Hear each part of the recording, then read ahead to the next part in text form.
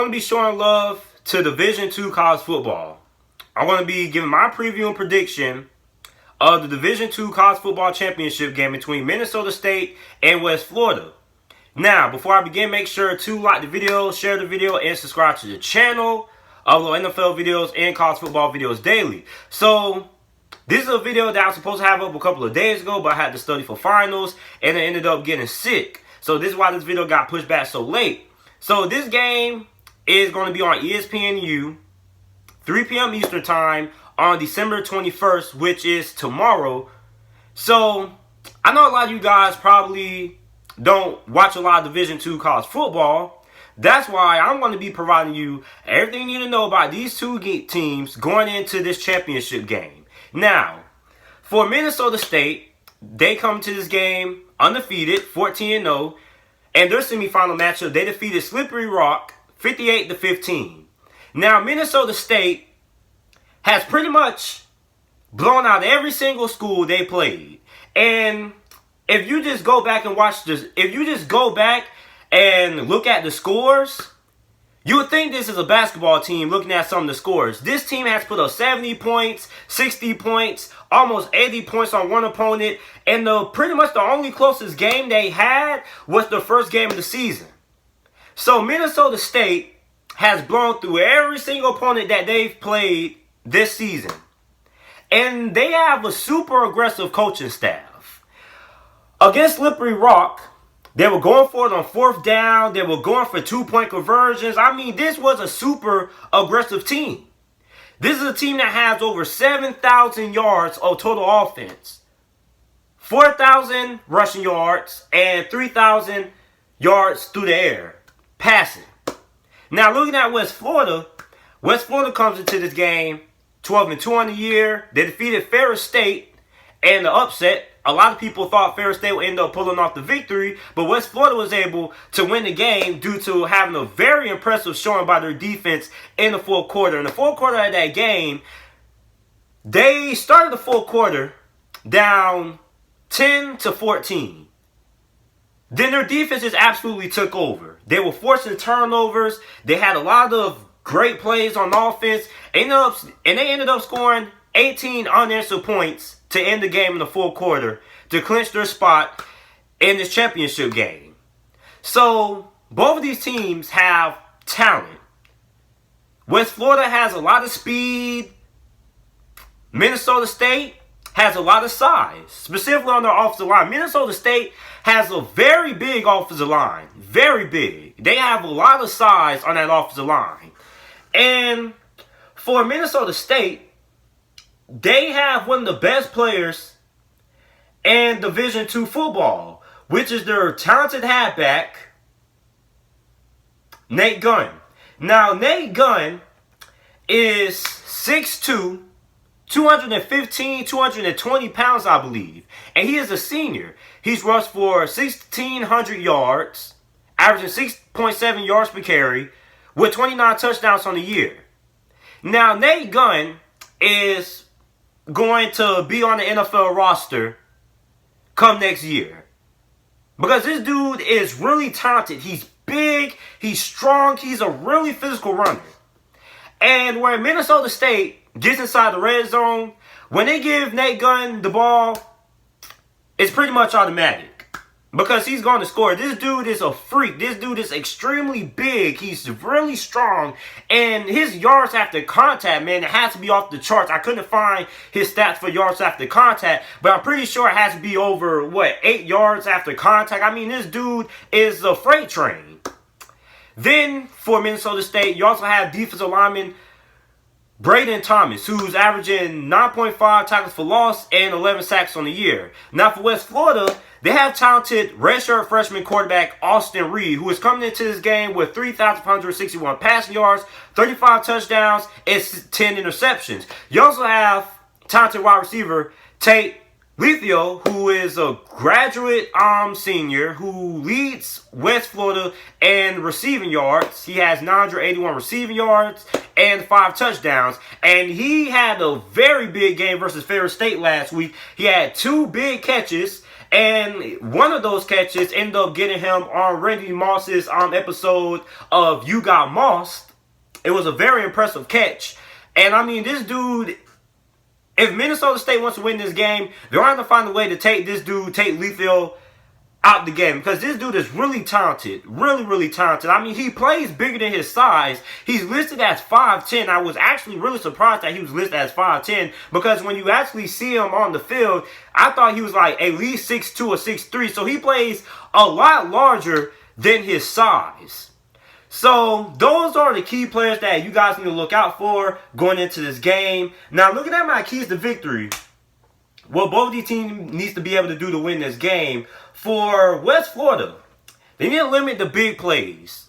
They need to limit big runs and big passing plays. Because last week, Minnesota State, normally this is supposed to be a run-heavy team. But last week, they were having a lot of big plays in the passing game. So if you're West Florida, you need to look out for the big plays in the passing game and the big plays in the running game. You need to find out a way to neutralize it. Now, I don't know how West Florida is going to be able to do that, but they're going to have to figure out some way. Some way. And that's easier said than done, because this is a Minnesota State team that can kill you with whatever they want to do. And they want to run the football, they're going to run the football. And they want to say, hey, we're going to throw the football on these boys. They're going to throw the football on you. They're going to throw the football on you. So it's pretty much pick your poison. So if you're West Florida, you got to come into this game with a point of emphasis of what you want to stop. You got to come to this game and say, hey, our game plan is to stop the run, or our game plan is to stop the pass. And that has to be your emphasis. Because look, you can't stop both. If you stop the run, they're just going to throw it on you all day. If you stop the pass, they're just going to run the football on you. So if you're West Florida, you got to put a point of emphasis on what you want to stop and try to key in that. Then they also have to be able to win the line of scrimmage. Now for West Florida, what I noticed against Ferris State is that for the most part of that game, Ferris State had a lot of success running up the middle of that West Florida defense. Now, West Florida's defense, their defensive line has pretty decent size. But against this Minnesota State offensive line that's really big and really physical, they're going to be able to win up in the trenches. They're going to have to be able to. And a lot of the reasons why Minnesota State is so dominant is because a lot of these teams that Minnesota State has played this year, they can't really win up front. They just get dominated up front. And a lot of people in this day and age of football, they always talk about the wide receivers, the cornerbacks, the defensive back, and the quarterbacks and things like that. But football is still a game that's won in the trenches. If you can't win in the trenches, you're not going to win. And a big reason why a lot of teams struggle and get blown out by Minnesota State is because they're not able to win up front. And Minnesota State versus Slippery Rock last week, or in the semifinal matchup, they just imposed their will in the trenches on Slippery Rock. So if you're West Florida, you got to win the line of scrimmage. If you can't win the line of scrimmage, you got no chance winning this game. And Ferris State had the way with West Florida for most of that game when it comes to running the football up the middle. They had a lot of success running the football up the middle on that West Florida defense. So if West Florida wants to be able to win this game, they're going to have to be able to win the line of scrimmage. Because all of the teams that Minnesota State has played this year, a big reason why the score looks so lopsided for all the teams Minnesota State has played is because they failed to win up front. So now what Minnesota State has to be able to win this game, is they have to limit turnovers. Minnesota State was really aggressive last week, and they had a couple of turnovers. And you don't want to give a team like West Florida extra opportunities, because we saw what West Florida can do when you give them extra opportunities. I mean, they scored 18 unanswered points in the fourth quarter against Ferris State last week, or in the semifinal game. So if you're Minnesota State, you want to limit turnovers. Do not give West Florida's offense any extra possessions. Then the next thing they need to be able to do to win this game is You need to give Nate Gunn the ball. Nate Gunn is probably the best player or one of the best players in all of Division II football. And a weakness of West Florida that I noticed when they were playing against Ferris State is that they weren't able to stop the runs up the middle. So if you're Minnesota State, you might as well just go ahead and give Nate Gunn at least, 25, maybe 30 carries, and just let him run the football up the gut. Because West Florida's defense struggles for some reason to stop the physical runs up the middle. And it's really surprising because West Florida has a lot of talent up front. They don't have a lot of size, but they're very skilled in the trenches. So if you're Minnesota State, you got to be able to take advantage of that weakness of West Florida, which is their inability to stop the physical runs up the middle. So the team that I'm going with to win this game, I'm taking Minnesota State to win this game. I think Minnesota State is going to win this game by at least 2 touchdowns. At least 2 touchdowns. Because here's the thing, right? West Florida is a talented team.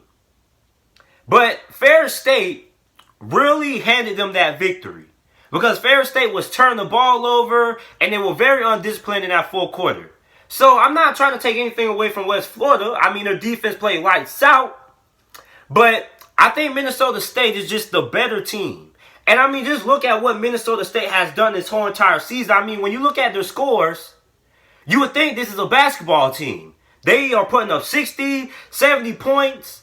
And I mean, at this point, it looks like the coaching staff for Minnesota State is just experimenting. I mean, they were going for it on 2-point conversions, going for it on 4th down. So I don't know if Minnesota State is just bored and they're just trying out different things.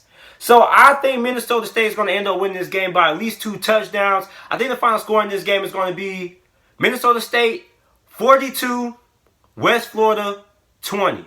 So let me know who you guys have winning this game down in the comment section down below. Make sure to like the video, subscribe to the channel for more college football videos and NFL videos. And thanks for watching.